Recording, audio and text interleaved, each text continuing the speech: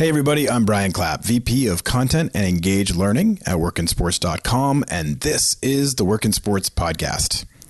There's a moment that sticks out to me from today's interview with Dan Kaufmann, New York Jets Director of Corporate Partnerships. Well, there are actually a couple. Dan is a really great guest and shares a ton of insider advice, but one in particular was when Dan talks about his early career and how he failed a lot. You'll hear him discuss it firsthand in just a bit, but I think it's really valuable to highlight it leading into this conversation that's upcoming. Dan comes right out and says, I tried a lot, I failed a lot, and I learned a lot. This is an attitude that most people don't have. Dan says it very normally, like this is just a pattern everyone goes through. But in reality, most of us are afraid to try because we're afraid to fail, and that holds us back. When I say most of us, I definitely mean me. When I was starting my career, I was so afraid to be judged by my peers as being inferior that I didn't ask questions. I didn't take any risks. I didn't try anything in the gray areas. And in turn, I didn't really push myself into uncomfortable areas. I thought if I did my tasks and hustled around, that would be enough. And you know what? It was just fine. But looking back, my own fears of judgment stunted my growth. I see it now with my kids firsthand. They learn best by trying and failing. And you know what? I let them. My daughter was trying to make a pizza the other day, part of this whole quarantine world that we're in, right? And she said, hey, Dad, can I try to make something else with the extra dough? Yeah, go for it. She made this calzone type thing. Stuffed it with too much sauce, too much cheese, and it burst open in the oven. And she came to me afterwards and said, if I was going to do that again, I think I'd make these 3 changes to my approach. She's 12. I was 22 years old at CNN Sports Illustrated trying to play it safe all the time, or being faced with something I didn't know how to do and faking it. Instead of just asking someone else a question on how, or instead of just trying things, or instead of experimenting and learning through the process of failing. This is ego, and I'm not the only one that suffers from this affliction. Failing is okay. In fact, it's better than okay. It's the best way to learn. Now, just to be clear, I mean failing by trying things that maybe don't work out, not failing because you are lazy and miss deadlines or do sloppy work. Failing still has a standard to it. Dan Kaufmann joined the New York Jets a little over 5 years ago, and as you'll hear in this interview, he really loves his job in corporate sponsorships and is excited by his day-to-day involvement. Now, before we jump in, this interview was conducted a few weeks ago, prior to the coronavirus outbreak, so there's no reference to our ongoing struggle, the NFL season, how the Jets are operating as a business, any of that. Just a good old-fashioned pre-corona perspective on getting going in the sports industry. Here he is, my good friend Dan Kaufmann, Director of Corporate Partnerships with the New York Jets. Hey, Dan, what's happening today, buddy? Living the dream, man. Living the dream. How are you? I'm doing really well. So before we get into your world of corporate partnerships in the NFL and all the steps you took to get where you are now, I want to go back to your beginning a bit. Did you always have this dream of working in sports? How did this kind of evolve for you? So ironically, no. I was, I played somewhat college football. I got hit by a drunk driver in college. And it was crazy. I it blew out my knee. It was a very, very, traumatizing accident. So I was actually interning with a bunch of judges, lawyers. I thought I was going to be a lawyer. And I literally thought I was going to do that. I wanted to make sure I wanted to go to law school. So my first actual job was after I went to Hamilton, up in upstate New York. I went to be a legal assistant for a law firm, a corporate law firm in Los Angeles called Heller Ehrman. It's no longer there, but I found out that I do not want to be a lawyer. People weren't having fun. Yeah, it was my end. So I kind of went back to my passion of trying to get into sports. And this is in 2005, when this happened. And I kind of started just from the ground up of how you get into sports. So that was kind of my first area of what I got into sports with.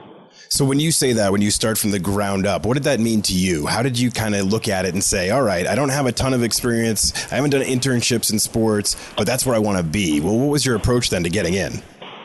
So, yeah, it's smart. I looked at everything. I tried asking around. Again, the industry is totally different than it is today. Now, right. There are majors of sports management. There are graduate degrees. There are doctoral degrees. Ironically, my first job was through getting the job through workinsports.com, ironically. Yes. Yeah. So it was funny because, they're based in my hometown, Scottsdale, Arizona. And, I actually, called a lot of people and were like, look, if you want to get into any career in sports, you have to start out ticket sales. And I'm like, okay, what does that mean? And so I literally applied for my resume, sent my resume to people, and actually the job I got was through the Pensacola Ice Pilots through workinsports.com. So that's awesome. Is that a plug for you guys? I love that. Yeah, keep going. Hometown company. Tell me how great we are. It's awesome.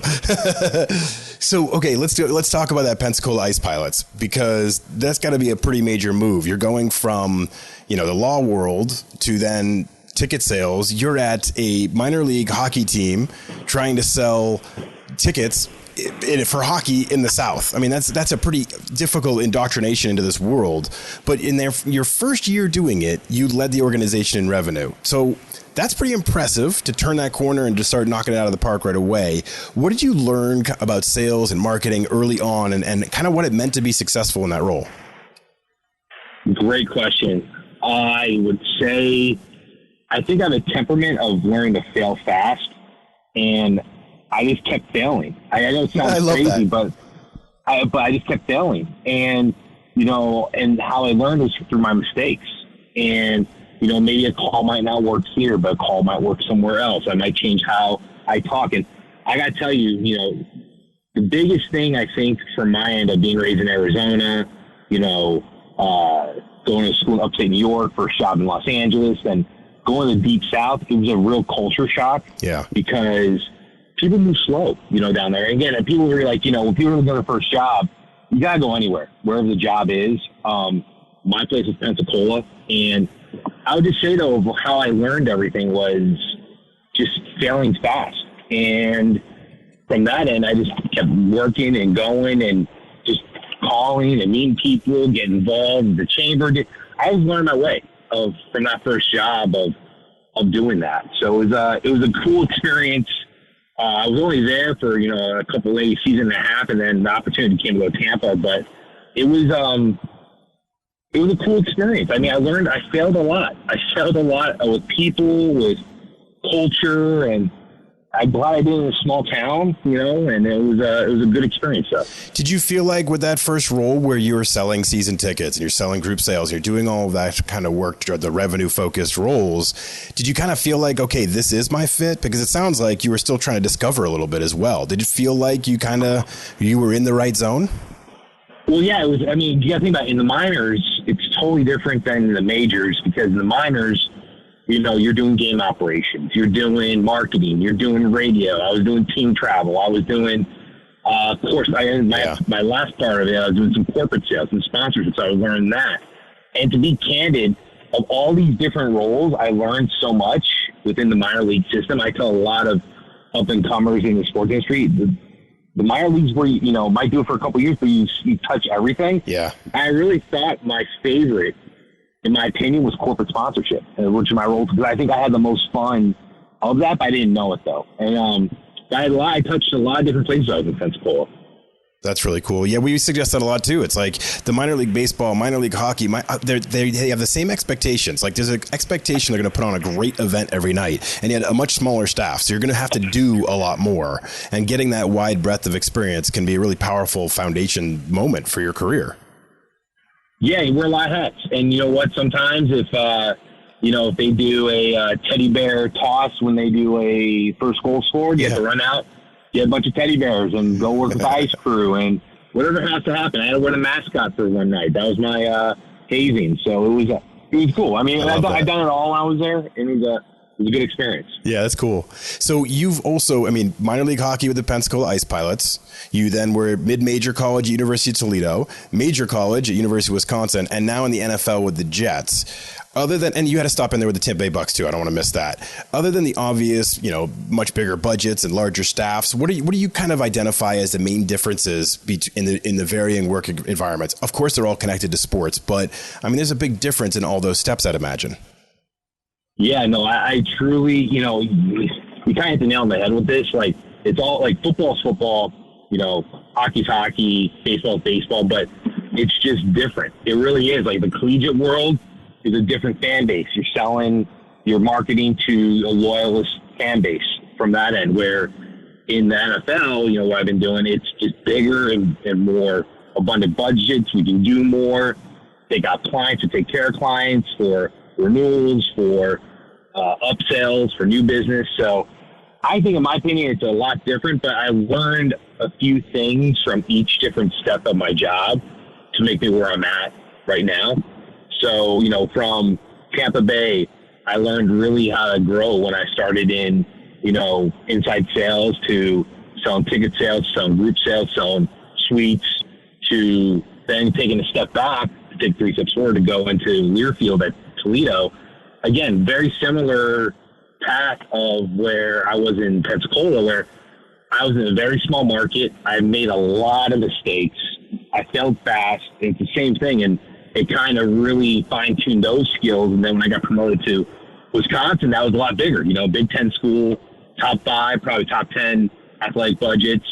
Behind the Packers is one of the biggest brands within Wisconsin. And then this opportunity to have with the Jets of, having one of the biggest teams in NFL and the biggest markets with the biggest sport, all me selling sponsorship and learning to deal with those caliber of people, of C-suite people of Fortune 1000 companies to local mom and pops of our official pool builders. So it's been cool. It's just every conversation I have is different. Every day I have is different. And I try to pick up a little bit every day as I go, is how I can keep improving myself. See, that's really interesting, because you talked about how the audiences are different every step you've had, and that makes total sense. Like, you have a different kind of market and a different kind of audience and persona and the type of people that are going to gravitate towards your product. How hard was it for you to adjust at each step? And how much do you rely on, data and research to really understand who your targets may be? And listen, great question. I would say, from that end, it's funny. The data, years ago, until I would say with my first year in Tampa, this was my 6th year in New York. Yeah. It's the data game's just been totally different. Data analytics but years ago we didn't really use data. I gotta be honest with you. It's like, we didn't really use data. It was just more of just like, how do you keep your call logs? How do you make sure who you're talking with? How many, what you're doing from that end. So it's been different now, especially with the Jets, in the past couple of years now, with data, science, analytics, that department's, gone, I think, from 1 to 6 or 7 people now. Again, don't quote me on that, but that's a growing industry. And I think, especially with younger people, they don't want to get into sales and marketing, which is about 70% of the jobs. Then that's another avenue where learning how to code, learning how to use Python, learning how to use R, all these different programs, and how it's applied for us, either saving money or making money for our organization. Right.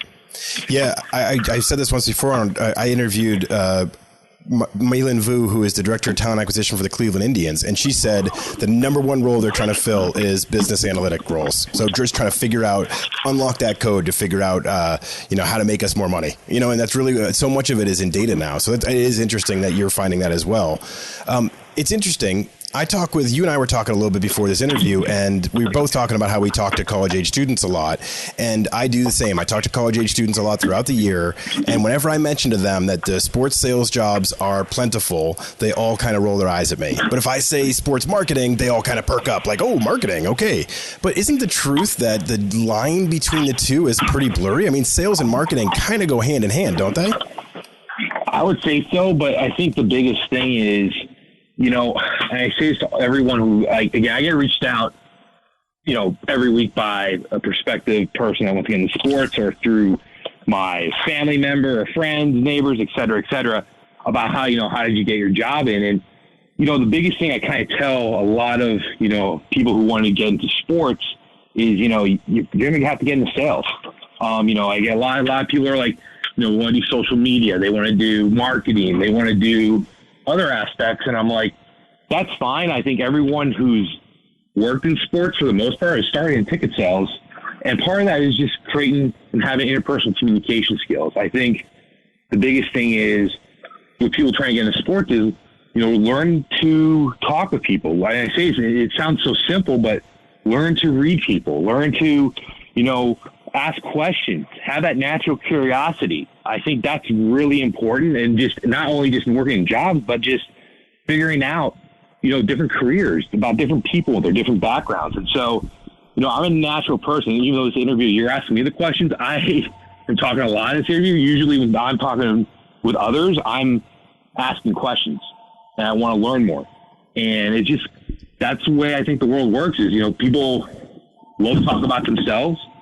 But I think the biggest thing I'll tell you, especially with anyone coming in to sports, it's going to have to be, you're going to have to go into either ticket sales or analytics. That's just my opinion from my end. I think as you build your internal network, as you get certifications, as you get the people know who you are, then if you want to go into marketing or social media or whatever, that's an idea that's a career path that someone could choose.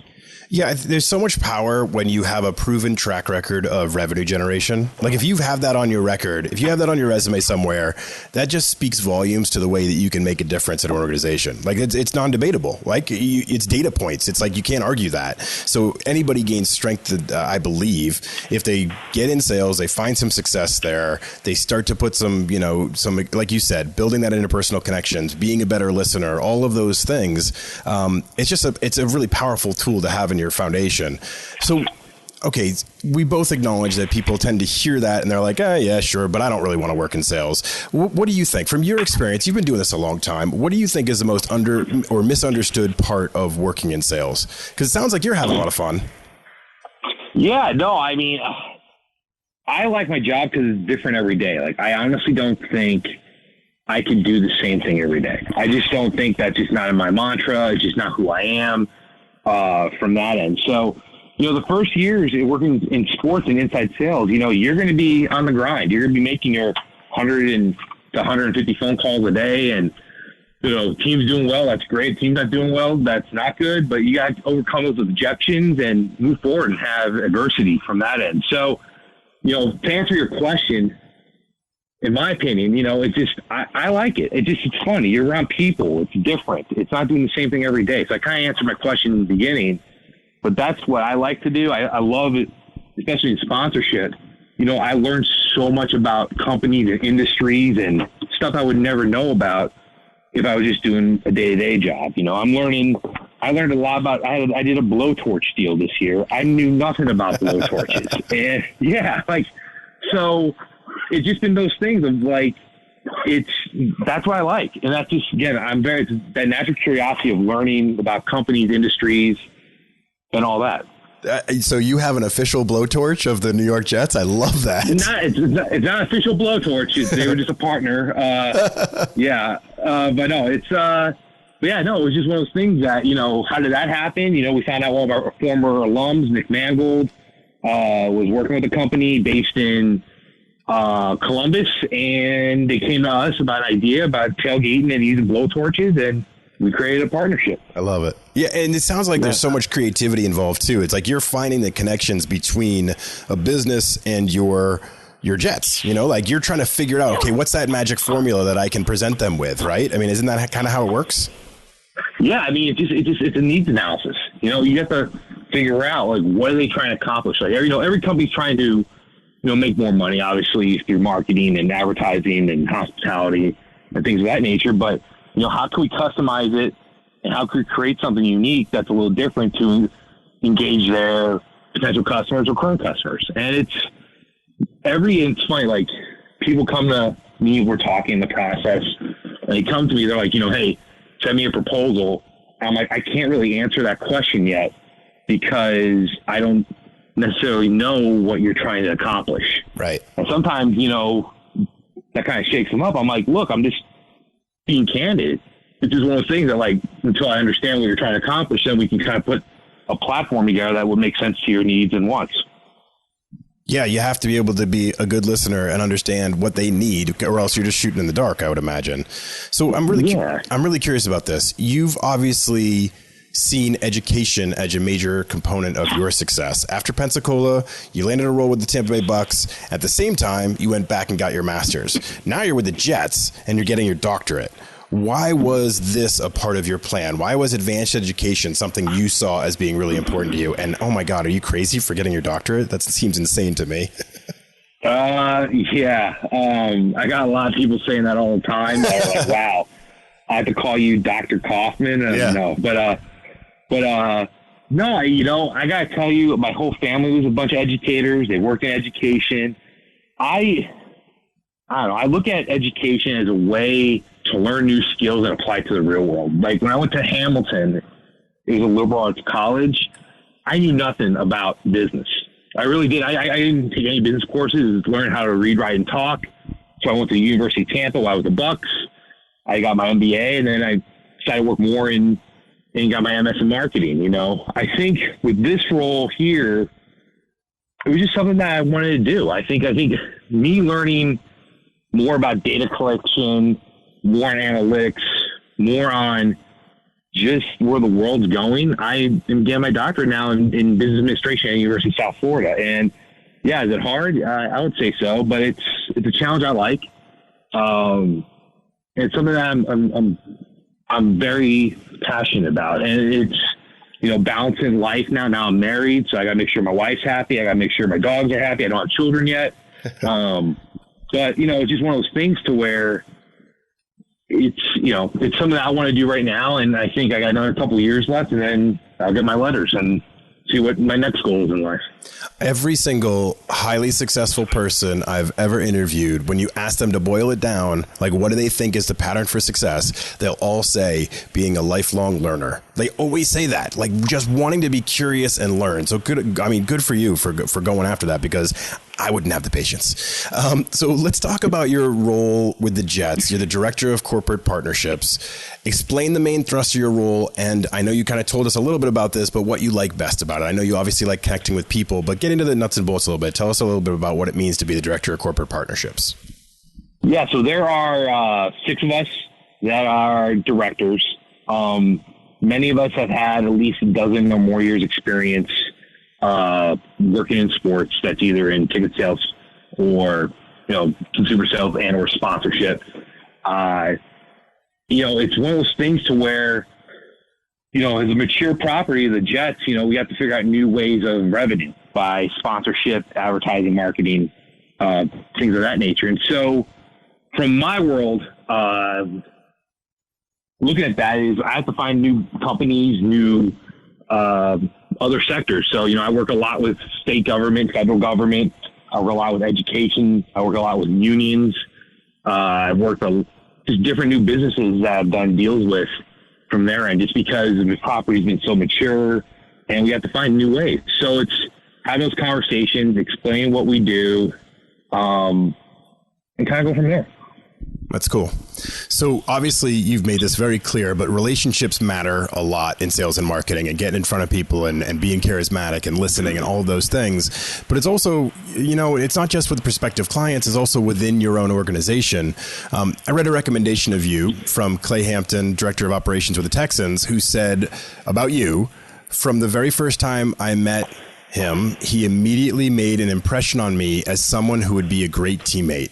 Now, that's a really nice recommendation. But in your perspective, how important is it to be likable and collaborative and have a good attitude in the workplace? I think I need to take a step back, though. I think it's just being authentic and being yourself. You know, I think that's who I am. You know, it's once people get to know me, it's like I am who I am. I treat the intern, you know, the part-time employee and the CEO the same. And so I think that's been one of my successes of me just being raised and going from that end. But it's not just relationship with sales, it's just relationships with everybody, you know, as we get to know each other, you know, as someone who's calling in or asking through LinkedIn about how to work in sports, you know, I'm like, just keep in touch. You know, you never know where you're going to be in 5-10 years. You know, the sports industry and life, you always hear it's a small world. You know what I mean? Like people where we're at, maybe not right now, but they're somewhere else. And that relationship you've had over time, it could take you 15 years to build your reputation, but one mistake to ruin it. And I think that's just where you have to be yourself, be authentic, have a good true north on your compass, and be who you are. And I think that's been, I think that's just been my mantra. Again, I kind of say that, and that's how I've been successful, I think, just in life. And you kind of said it already, but have a natural curiosity, ask questions, and treat everyone the same. I just love that word too, being authentic. Like, I just love what that stands for. Like, just being true to yourself and not put on a show, not trying to be something you're not. Just be authentic to who you are and show the best that you have. I just think that's important for everybody. I also noticed on your LinkedIn profile, you wrote, and I like this very much, over time you've learned that listening, being detailed, and unique have benefited me to being successful in my career. Let's focus on that last one, being unique. That stood out to me. Why is that important, and how do you kind of embody that trait? So, that's a great, again, you're asking a lot of good questions. Thank you. This is good. No, that's good. I like that. Good. No, it's good. And it's making me think before I answer instead of just off the cuff. With unique, and I say this to a lot of people, and you have to kind of be, when you're applying to jobs, when you are in business, when you are around people, I kind of say you got to kind of be like the face in the crowd. And naturally, I have a look where I kind of stand out already. I'm 6'2", 275 pounds, bald, beard. I stick out. Like I can never commit a crime because I would get pointed out by 10 people. That's just who I am. But from unique, though, is like, I read this book one time, when everyone's zigging, you should be zagging. Especially when you're applying for a job. Like, find out more about the company. Find out more about the person, who you're going to interview with. What do they like? What do they not like? What are, from that end, you can have a true conversation because it shows that you've done your research. I think a lot of people, even just not only interviews, but like in sales calls or anything, they're very, over time, people are like, wow, you've done your research about my company. I'm like, well, no, I care because I want to learn more and see how I can learn how you do your business, so it can help you guys can learn to what we do and try to make something happen. I think that's been a lot of things. I think it's been my strength has just been different by just caring and taking that extra step. Before our call today, I saw you were on my LinkedIn profile. I went on your LinkedIn profile. I want to see your background, from where you're at. So it's just different things. I would say is, if everyone's going one way, try something different. I think the one thing is that I tell people when they're applying for jobs is, I get people calling, emailing, texting me from, friends, relatives, other people, jobs, about getting internships or full-time jobs. And so it's just been one of those things that what makes you different from your resume, from that end. I would tell you, for anyone who's applying to a job or anything especially, is, people, well, this is my opinion. People want to look at two types of people when they hire someone. The first one is they will see how much money you can make for the company or how much money you can save for the company. So no matter what, when I see a lot of resumes, and even people not just, 18 to 24, I mean, people older than me, make it quantifiable. I think that's one of the biggest things that people don't do is, everyone looks at something where, everyone puts a lot of qualitative information in them about themselves, but, what have you done differently? So being unique, here's a perfect example I saw years ago. There was a woman who was applying for a job. It was a ticket sales job years ago. And she was a Starbucks employee. She was a barista. Okay. And this was just, again, being different. She put in her resume, most transactions done in an hour. And I'm like, that got my attention. Yeah. I'm like, how did you, what did you come up with? She's like, well, we had a competition of who can do the most transactions in an hour without making a mistake. And I thought that was really cool. And then, she put in most money brought in one shift. So she made her a job that was a barista at Starbucks into a quantifiable job that she brought in revenue. And I thought that was really unique. So that's kind of just one way to think about of being unique. Does that make sense? It makes total sense, and I love that. And I'm always telling people, like, drift away from all the power verbs or the power adjectives and give me some data points in your resume. Tell me that you grew Twitter followers 22%, or you increased revenue year over year, or you decreased spending year over year. Give me some data. And so I love that you're hitting that point home because I think that's super important. And in fact, I'll brag on you for a little bit here. In 2016, you were the top revenue producer for the New York Jets organization, which is like, that's pretty crazy if you think about it. If you really boil it down, here's an NFL team, and you were the top revenue producer for the team. I'm imagining it got you at least a parking spot up front, or maybe a key to the executive bathroom. You know, maybe you get a little bit of something kickback for that. But in all seriousness, that's a pretty major accomplishment. Do you ever, in this world where you're always hunting that next big fish, do you ever get to celebrate and enjoy those moments, or is it always on to the next thing? Is it always like, I got to focus and go forward? No, again, another good question. Appreciate you asking. You know, I would tell you within the, you know, we have our VP and our SVP, and we have, you know, our departmental meetings. And a part of this, which I've never really been a part of an organization like this, is, you know, everyone comes and they celebrate the big wins of what we've done. So, you know, if we got a new partner XYZ, you know, everyone cheers and it kind of goes from there. So it's been cool. It's been fun. You know, it's always like, I say it's not a bad way. It's good, but you can't rest on your laurels. I think that's just life, though. Right. Where you can't, and you got to keep moving. You got to keep learning. You got to keep doing. Because if you get complacent, that's when failure, I think, really starts to happen. That's just my opinion. Is like, you know, yesterday we had off. I'm working all day. I'm working literally morning. I worked on school stuff. In the afternoon, I worked on work stuff. And the wife went to me. She goes, you know, do you ever stop? And I'm like, I can't. You know, I just said, right. I got to keep going. You know, I said, that's just how I am. And, you know, don't get me wrong, the vacation's good, but sometimes you got to work hard and sometimes you got to, you know, take breaks. But, you know, it is what it is. That sounds like a pretty cool culture, though, that there is a recognition for accomplishments within the Jets organization. How have the cultures kind of varied from your different positions? Does it matter much in the size of the organization?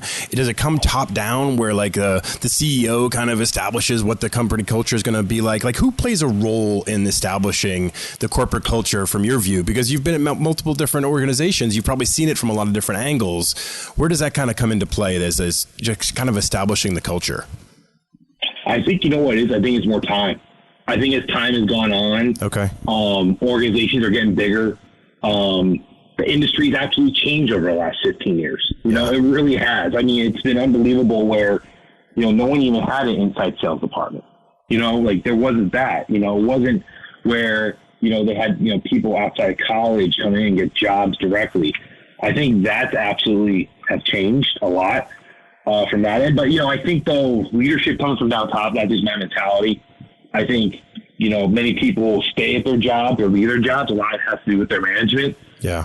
I think that, that's the world we're going into now is, you know, I think it wasn't where before me and you, someone would stay at the company 25, 40 years. Like it just, I think people are, if they don't like their job, they can move because there's so much choice.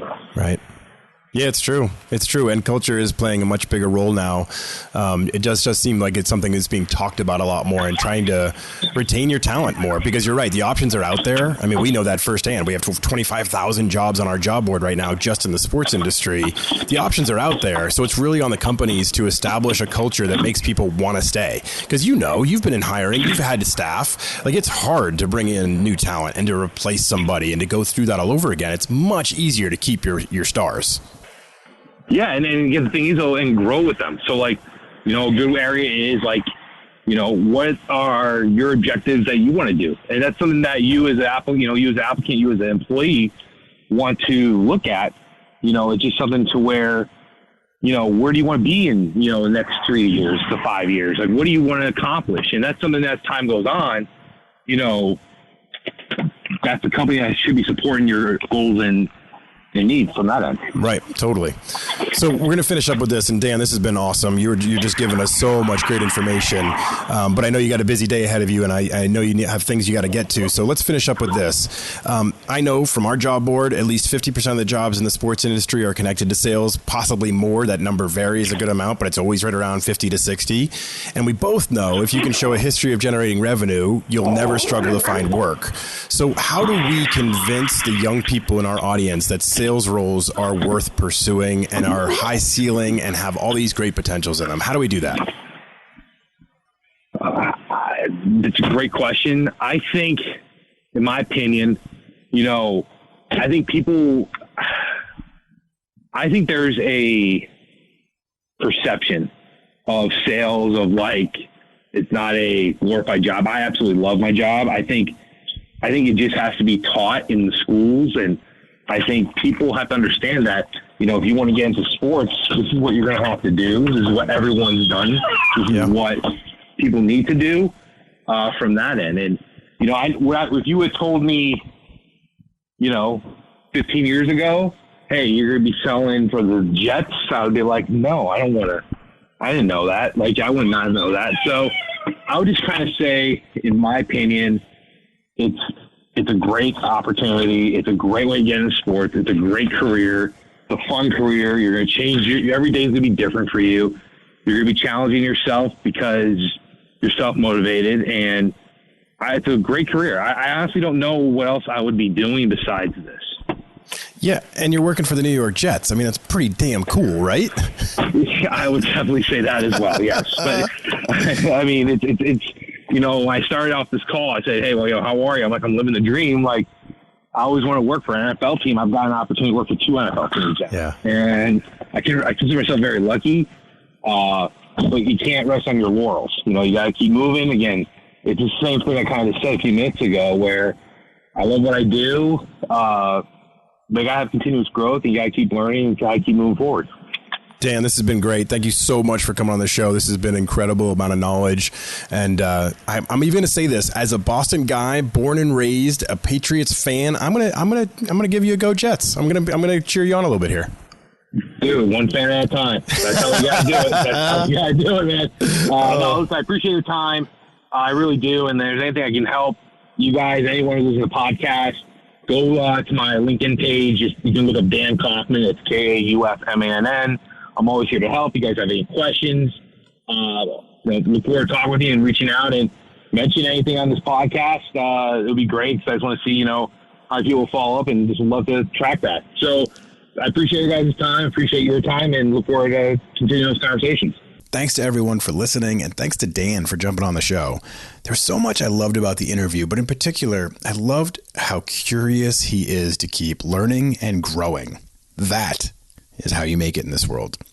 Please remember to subscribe to the podcast, leave us a review wherever you listen, and share with others so we can keep growing and introducing our content to a new and growing audience. Be smart, everyone. Stay inside and be safe.